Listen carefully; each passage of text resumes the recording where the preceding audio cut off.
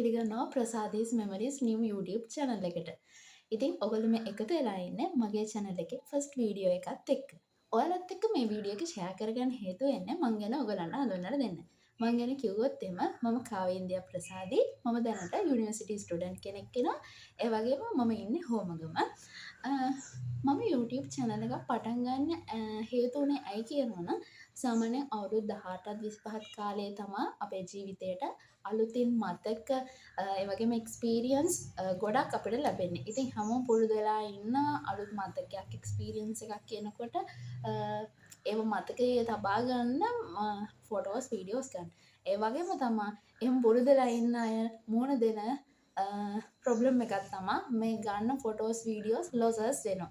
ඉතින් මමත් ඔය අකරතැබ්බයට කීප පාරක්ම මුහුණ දීපු එක්කෙනෙක්. මගේ යාළුවෙක් මට ඒකට ඔප්ෂන් එකක් ඉදිරියට කියනවා ඔයත් YouTube channel එකක් පටන් ගන්නකෝ. එතකොට ඔයාට ඔය ප්‍රොබ්ලම්ස් වලට ෆේස් කරන්න වෙන්නේ නැහැ කියලා.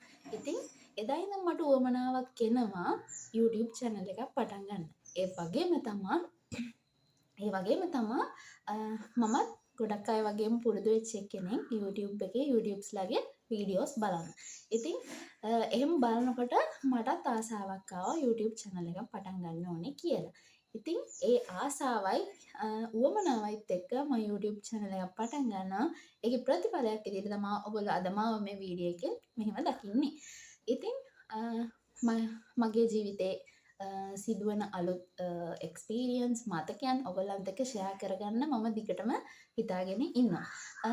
ඉතින් මං හිතනවා ඔයගොල්ලෝ දිගටම මාත් එක්ක රැඳී ඉඳී කියලා.